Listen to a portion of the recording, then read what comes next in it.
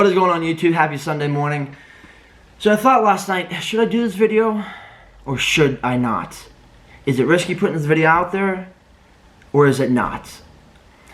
So I realized last night that I learned such a valuable lesson that I need to share it with you guys. And first, so you see the title of the video, disclaimer, I snuck into Carowinds. I didn't break in, no one got hurt, nothing got touched, nothing got moved, nothing got broken, nothing got changed. I was in, out, 30 seconds, boom. So, at Carowinds yesterday, I was there with some friends.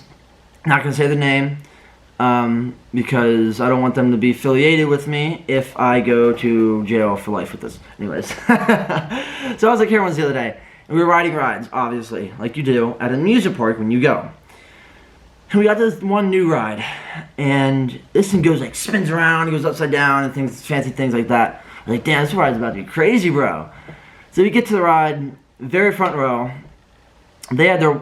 Someone had their water bottle, and they put it down in the thing, and the people working there was like, hey, you can't put that there, you need to throw it away.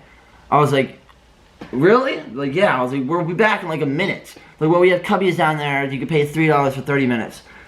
I almost lost. I was about to be like, look, I'm not paying $30 fucking for a 30-minute locker if I'm gonna be back in 30 seconds. What? So, as if they could make any more money. So, they threw their water bottle out. I had my wallet and my phone and my keys in both of my hands.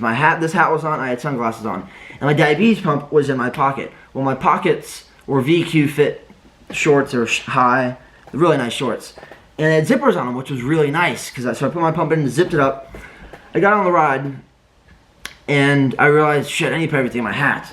So I took my hat off, put my phone, put my wallet, put my keys, put my sunglasses in my wallet. So at least I was trying to. Well, immediately right after the start of the ride, it spins you around in a big circle. So you're upside down and then you get upright.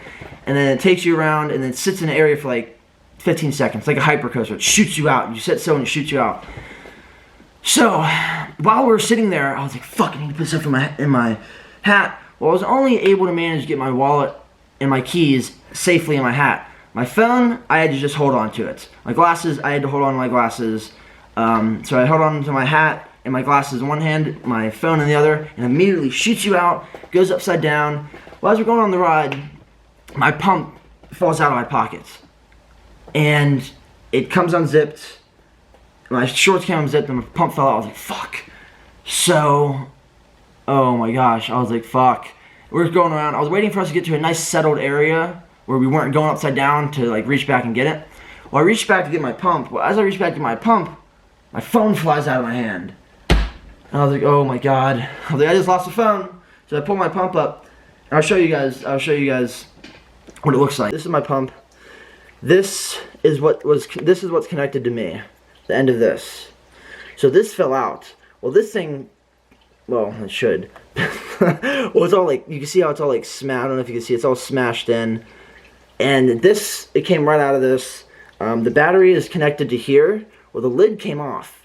The lid must have been laying like right next to it. Well, there was a metal piece that sits right between the battery and the lid that helps power it. So with the lid came out, the battery came out, the metal piece came out. It was a tiny little metal piece. They weren't going to find it. But they gave it to me whole, so I'm able to get a new one after I send this one in. Luckily, because this thing is a big part of whether I stay alive or not. So I'm going to have to go to shots and needles for the next 2 days or so, but that's what my pump looks like for those of you wondering, what's your pump? What's a pump? That's it. Pump part 2! Okay. I was grateful that I even had the pump. So I told security about the two situations. And as I said, they found the pump within like 45 minutes to like an hour. What's funny is they had to close the ride for like 30 minutes. I was like, what if they actually closed the ride down to find my stuff? Well, they closed it down. People were leaving, people were showing up to the ride, people were leaving the ride. And I was like, yo, I'm going to go down there and see if I can see through the fence from the park, if I could see my pump laying around, or my phone. I went down there for like 10 minutes or so looking around, and I couldn't find anything. Well, one of the security guys comes down and says, hey, we got your black box. I was like, fuck yes, awesome, how about my phone? They're like, no. I was like, ah. So I get my pump back, as I just showed you condition of it, that's what it was in. So the security guy says, you know what? We're going to find your phone. We are going to find your phone later tonight. Come by Lost and Found like 11:30. Park closed at 10. We'll do a sweep of the area. We'll find it. We'll get it back to you. I was like, dude, thank you so much. He was a cool security guard. He was not my age. He looked like he was fucking 30. Crazy. Me and my friends were like, how old are you? He was like, 19. I was like, no, you're fucking not. He's a cool dude. Well, I get back home, and I have an iPod that tracks my phone with Find My iPhone, but it needs to be connected to Wi-Fi. So I was like, I can see my phone right there in the park, right there underneath the ride. So I see exactly where it is, rough area where it is, and I could play a sound to make it beep. So I was playing a sound constantly from like 10 to like 11, hoping security was walking around the area to find it. It's a loud sound. If you ever played that Find My iPhone, it's like beep, beep. Anyways, that's not what it sounds like. It sounds a lot more than that. It sounds a lot louder than that. So 11:30 hits, and I still see the phone in the same spot. So I was like, damn. Security didn't find it, and they're not going to. Because after tonight, they're not going to look for it. And I was like, you know what? I'm going to have to do it myself. So I waited for my mom to get home. My mom got home. I was like, hey, Mom, I need your phone to use as a hotspot when I go to the park to meet up with the security guard to get my phone back.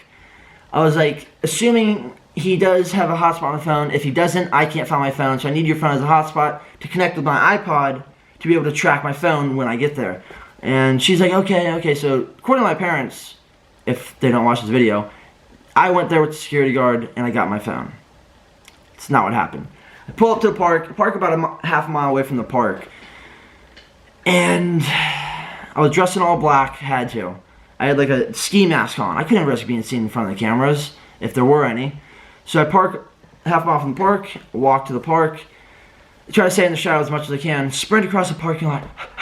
Good cardio. I was sweating like crazy too. I could feel the sweat like coming down my back, and my chest, and my back, and my face, even with the clothes on. It was about a 10 inch, I wish it was 10 inch, a 10-foot fence. Hop that one, easy hop. And just like that, I was already in the park. Now let me just say, an amusement park should not be that easy to sneak into. Keep saying break in is bad. That's a negative connotation. Sneak in, no one knows it unless you actually tell them like you're doing now. So, hopped one fence, again, stuck to the shadows, didn't know if there was any cameras around. My heart wasn't beating as fast as I thought it was. There was another fence, like right outside the ride. It was literally, the good thing, this ride wasn't in the middle of the park, it was on the outside of the park. So I was able to hop one fence, hop another fence, and get it. Well, I hopped the second fence to get inside the perimeter of the ride where I lost my phone. Took both phone and my iPod out of the pocket, tracked it, and literally, like 15 feet from me on the ground, face up, is my phone, beeping. Now luckily my phone was face up and not face down, because if it was face down I wouldn't have seen the light and where it was. I would have just had to follow the beep. But I got my phone, got out of there 2 minutes later. It was as if I was never even there. Now here's the life lesson. I trusted the security guard to find my phone. I trusted the staff of Carowinds to find my phone. Now, I know what you're saying, Wiggy, it's just a phone. You don't need to go through all that just to get your phone. All my passwords, all my security things are on my phone. All my apps that I don't even know the names of, that I use for YouTube, that I use for editing, that I use for everything, is on my phone. I haven't backed up anything to anything from my phone. Contacts, photos, videos, apps, passwords, any important information, notes I have kept, my workouts, all my workouts are on there. So I needed my phone. I couldn't get a new phone and just restart this all from scratch because it would have been stressful. So I needed my phone, and I knew my phone was alive. I knew it was at least working because it was showing up on the tracker. If it was busted and in pieces, it wouldn't have shown up. So I wouldn't have had a reason to go there. But here's why I think it was justifiable. I trusted the security guard to find my phone. He said, we will find your phone. We'll do an area sweep of the hole underneath the ride, and we'll find it. I trusted him. Well, I guess they didn't look for my phone. They didn't even bother looking for it, because if they did, they would have found it. But they didn't. So they did the bare minimum. Now, I'm grateful they found my pump. Awesome. But it was broken, so that wasn't really... I was grateful that they found that. They did 50% of the job. But what bothers me is that if they actually did their job right, they would have found my phone. If they actually did their job to the 100% that they do it, they would have found my phone.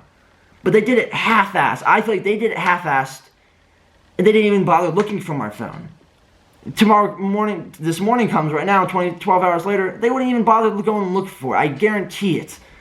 New staff would have came in, they wouldn't have known about the situation, and it would have rained, my phone would have got fucked. So what bothers me is that the staff guy told me they were going to find it, he didn't, so I had to do it myself.